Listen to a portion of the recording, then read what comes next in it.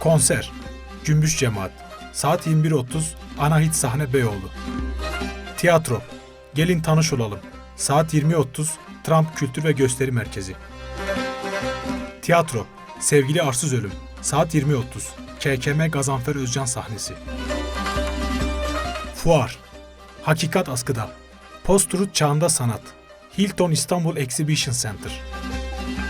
Müzikal Alice saat 21 Zorlu Performans Sanatları Merkezi.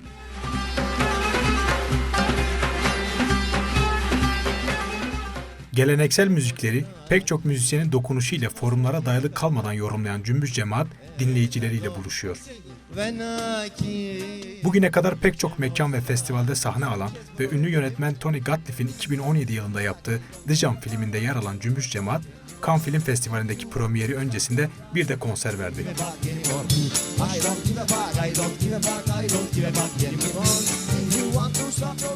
Yakın zamanda kayıtlarını Frankfurt'ta tamamladıkları EP ile yeni yılda Esir Records etiketiyle yayınlayacak olan ekip 20 Aralık saat 21.30'da İstanbul Anahit Sahne Beyoğlu'nda.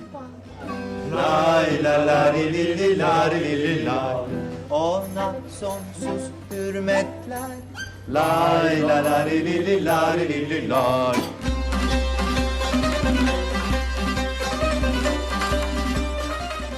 Semih Çelengin yazdığı ve yönettiği Gelin Tanış Olalım oyununda Fırat Tanış bir abdal hikayesiyle sahnede. Cem Erdost İleri, Mehmet Taylan Ünal, Sitar Sertaç Şanlı ve Mesut Ulusan'ın enstrümanlarıyla eşlik ettiği Gelin Tanış Olalım, hikayeye türkülerin, deyişlerin eşlik ettiği türkülü bir seyirlik, bir türkü müzikali, seyirciyi kadim ozanların sesiyle, sözleriyle kavrayan toplu bir ritüel olarak karşımıza çıkıyor. Gelin Tanış Olalım, sevgiyi, dostluğu, paylaşmayı, dünya hısımlığını ve kardeşliğini yeniden gündeme getirecek, ayrılığı gayrılığı silecek bir hikaye.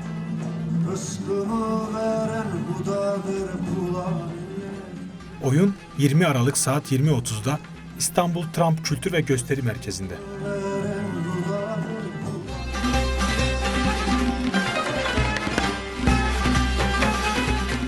Latife Tekin'in Sevgili Arsız Ölüm adlı romanından uyarlanan oyunda, köyden şehre göç eden kalabalık bir ailenin şehirle mücadelesini ailenin en küçük kızı olan Dimrit'in gözünden dinliyoruz. Değil miyim? Gelip yüzüme söylesene dedi.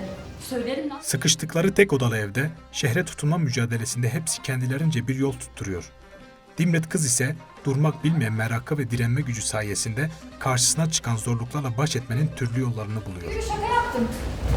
Bekler bizi. Onu şehirden korumaya çalışan annesi Atiye, babası Huvat ve abileri Dimrit'in türlü yollarından huylanıyor. Ona adet ve geleneklerin rehberliğinde türlü engeller koyuyorlar. Ama Dimrit durur mu? Durmuyor. Sonra herkes beni alkışlamaya başladı. Ben oynadım, onlar alkışladılar.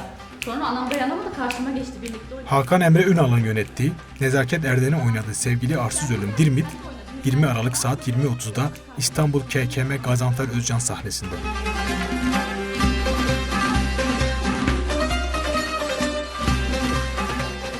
Sanat Fuarı İstanbul Art Show, Hakikat Askıda Post-Truth Çağında sanat temasıyla sanatseverlerin karşısına çıkmaya hazırlanıyor. Çağdaş sanatın önde gelen sanatçılarını ağırlayacak olan fuarın Post-Truth odasını sanatçı Mercan Dede hazırlıyor. Türkiye ve dünyadan sanatçıların katılımıyla gerçekleşecek olan fuar pek çok ünlü galeri barındırıyor. Etkinlik, canlı performanslar, atölyeler, seminerler, paneller, entalasyonlar ile çağdaş sanatın her alanına dokunacak. 20 Aralık'ta başlayıp 22 Aralık'a kadar devam edecek olan fuar Hilton İstanbul Exhibition Center'da.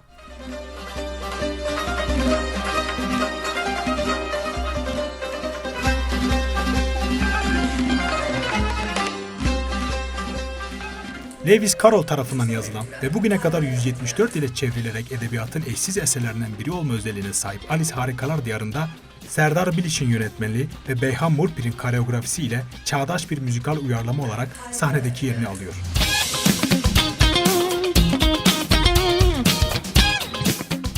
Alice adı ile izleyicisiyle buluşacak olan müzikalde Serenay Sarıkaya Alice olarak izleyicisinin karşısına çıkmaya hazırlanırken Ezgi Mola Kraliçe, Enis Arıkan Tavşan, Şükrü Özyıldız Şapkacı, İbrahim Selim Kral, Merve Dizdar ise kedi rolüyle başrolleri paylaşacak.